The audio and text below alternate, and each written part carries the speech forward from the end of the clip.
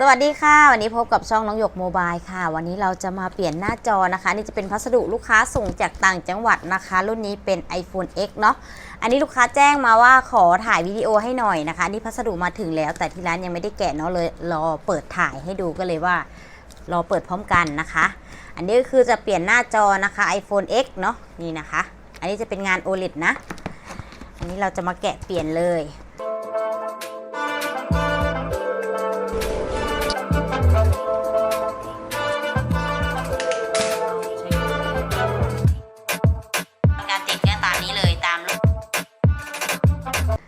รุ่นนี้ก็จะเห็นเยอะนิดนึงเนาะเพราะว่า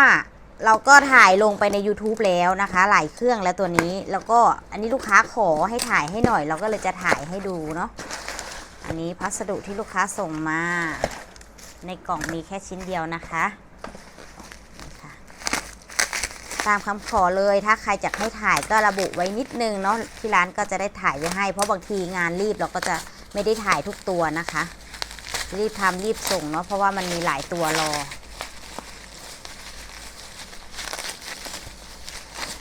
อันนี้ลูกค้าส่งผ่านขนส่งแฟดนะคะอันนี้มาถึงเมื่อวานตอนเย็นอ้าวอันนี้ไม่ใช่อ๋อเป็นที่เคสโอ้ยลูกค้าแจ้งรุ่นผิดแล้วแหละเนี่ยไม่ใช่ iPhone X นะคะ XS Max ค่ะ ขนาดมันไม่ได้เท่ากันนะลูกค้าลองไม่ได้นะอันนี้ต้องแจ้งลูกค้าใหม่ก่อนเพราะว่าลูกค้าแจ้งรุ่นไม่ตรงเนาะราคามันไม่เท่ากันนะคะเดี๋ยวต้องแจ้งลูกค้าก่อนค่ะอันนี้แจ้งลูกค้าเรียบร้อยแล้วนะคะที่ลูกค้าส่งมา iPhone 10 อันนี้ก็คือเป็น XS Max นะคะแต่เป็นจอใหญ่กว่าเนาะแต่นี่ก็คือลองอะไรไม่ได้นะเพราะว่า2ชั่วโมงกว่าตอนแรกกดผิดครั้งเดียว3ชั่วโมงเลยรหัสที่ให้มาไม่รหัสให้มาอาจจะถูกแต่ว่าจอมันแตกมันสัมผัสช่วงล่างไม่ค่อยได้นะคะนี่เราก็จะมาแกะเครื่องใหม่ค่ะ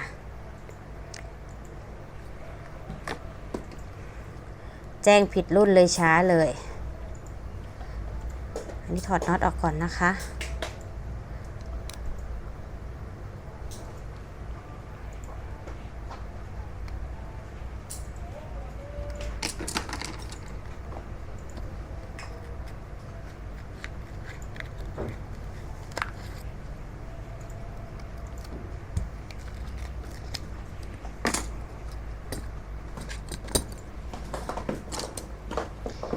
ข้างใต้จะเป็นน็อต3แฉกหมดเลยค่ะ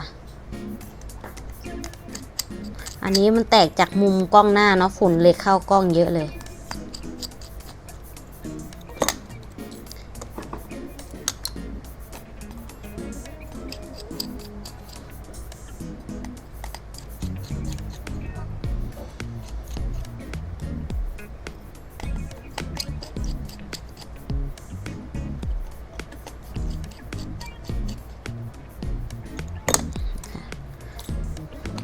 เราต้องถอดแบตเตอรี่ถอดแพรอะไรให้เรียบร้อยก่อนนะคะ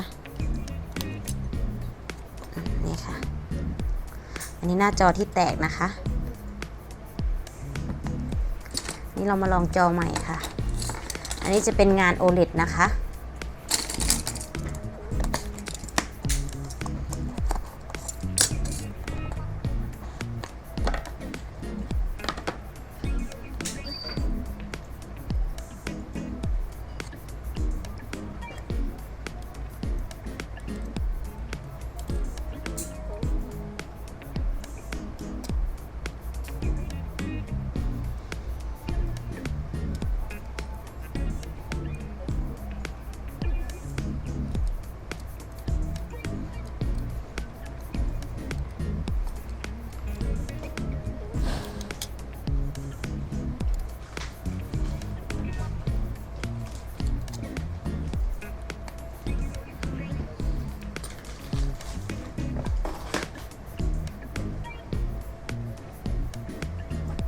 นี่ค่ะ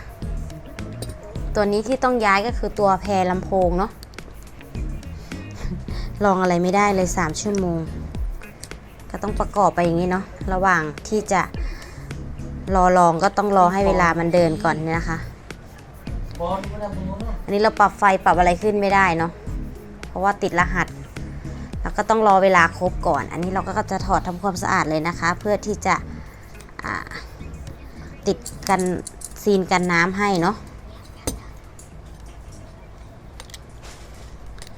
ฝุ่นกล้องหน้าเยอะมากเลยนี่ค่ะคืออันนี้ฝุ่นลงเพราะว่าตำแหน่งที่แตกก็คือแตกจากตรงหัวด้านหัวมุมนี้พอดีนะคะเนี่ยฝุ่นก็เลยลงเยอะเลยไม่รู้ว่ากล้องจะโฟกัสได้ดีเหมือนเดิมหรือเปล่านะคะนี่เราก็จะเอาพวกเศษผงพวกนี้ออกก่อนเพื่อที่จะซีนกันน้ำเข้าไปใหม่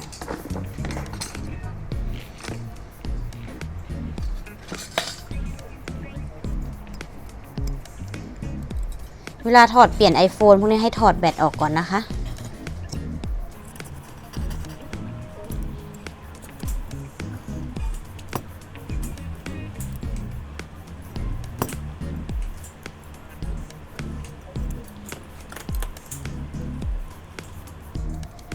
อันนี้ก็เป็นแผ่นซีนกันน้ำที่มากับเครื่องเนาะแต่ว่าอันนี้มันก็แห้งหมดแล้วฝุ่นมันลงเยอะด้วยก็เลยต้องลอกออกเพื่อที่จะเปลี่ยนอันใหม่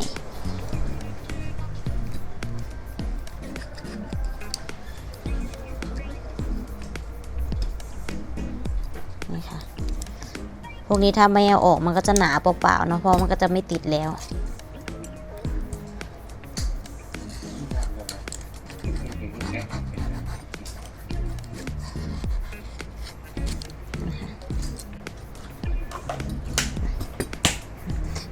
เศษพวกที่อยู่ข้างๆขอบจอเนาะนี่เราก็จะมาทำความสะอาดหน้าเลนส์หน่อย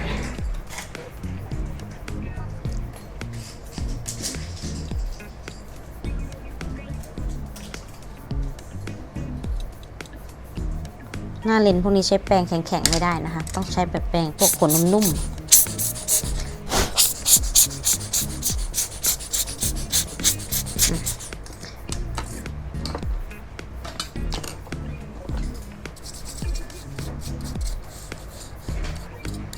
ทำความสะอาดออกแล้วก็ใส่ซีนกันน้ำเข้าไปใหม่นะคะอันนี้นะคะแผ่นซีนกันน้ำ iPhone XS Max ค่ะ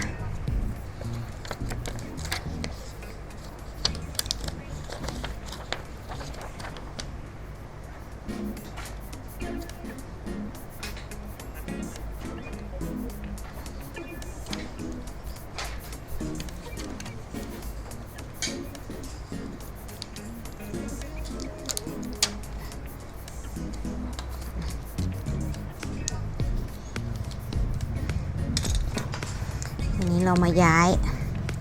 ตัวลำโพงหน้าเนาะใส่จอใหม่สติกเกอร์ประกันเดี๋ยวมันจะค้ำจอ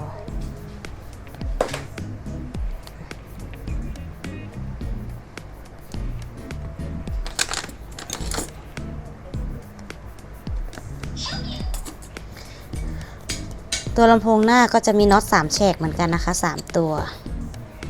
ถอดน็อตออกก่อน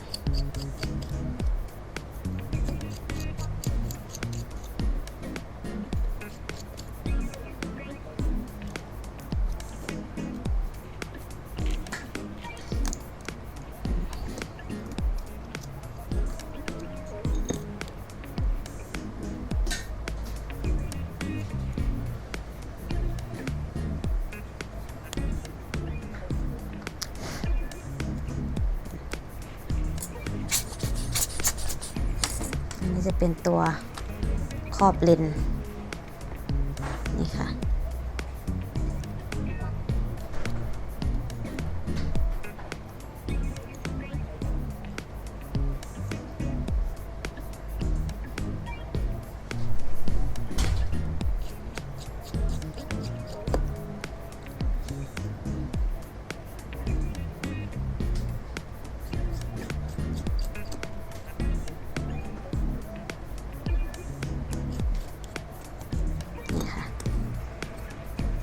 อันนี้ย้ายมาเรียบร้อยแล้วนะคะทีนี้มาดูแผ่นที่เราติดกันเนี่ยค่ะ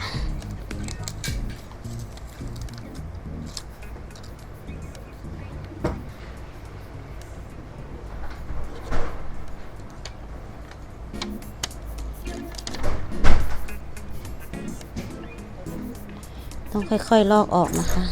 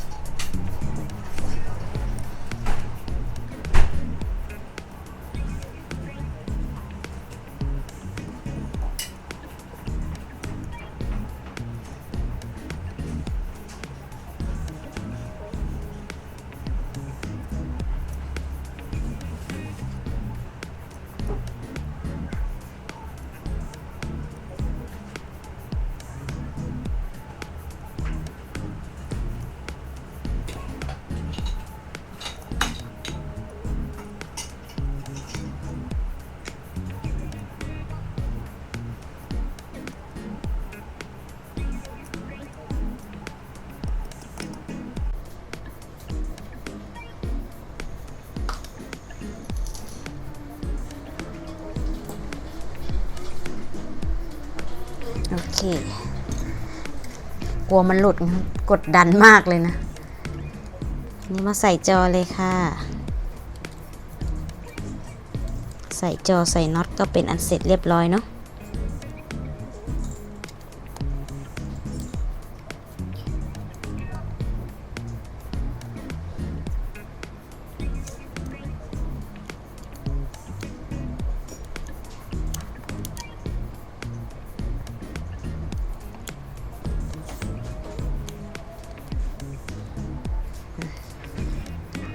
ใส่น็อตก่อนนะคะ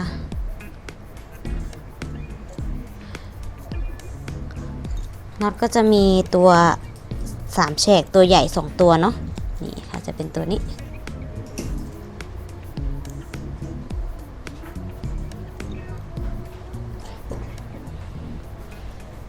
ถอดน็อตไม่ได้ถอดน็อตอยู่เลยรอแป๊บนึงนะคะเพราะว่าของประธานถอดน็อตออกไม่ได้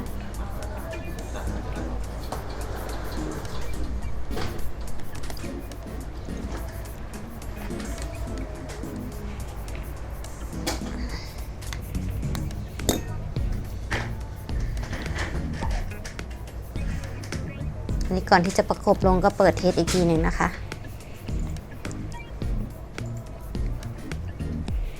นี่จะเป็นตัวน็อตตูดค่ะ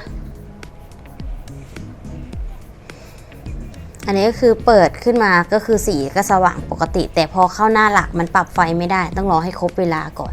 ไม่แน่ใจว่าเราจะเอาซิมที่มีเน็ตใส่เข้าไปแล้วมันก็จะเด้งเวลาให้หรือเปล่าเนาะเพราะว่าตอนนี้คือเครื่องมันไม่มีเน็ตเนี่ยเปิดมาจะขึ้นอย่างนี้3ชั่วโมงลองอะไรไม่ได้เลยอันนี้เราซีนกันน้ำให้เรียบร้อยแล้วนะคะนี่เราก็จะมาประกบลงนี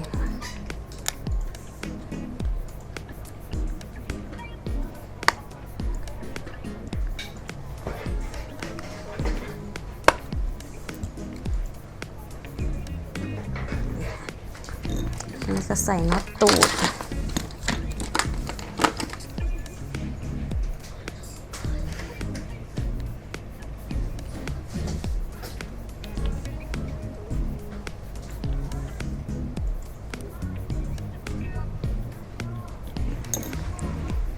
โอเคค่ะเสร็จเรียบร้อยแล้วนะคะสำหรับการเปลี่ยนหน้าจอ iPhone SX Max ค่ะฝากกดไลค์กดแชร์กดติดตามเพจร้านแล้วก็ช่อง YouTube น้องหยกโมบายด้วยนะคะสวัสดีค่ะ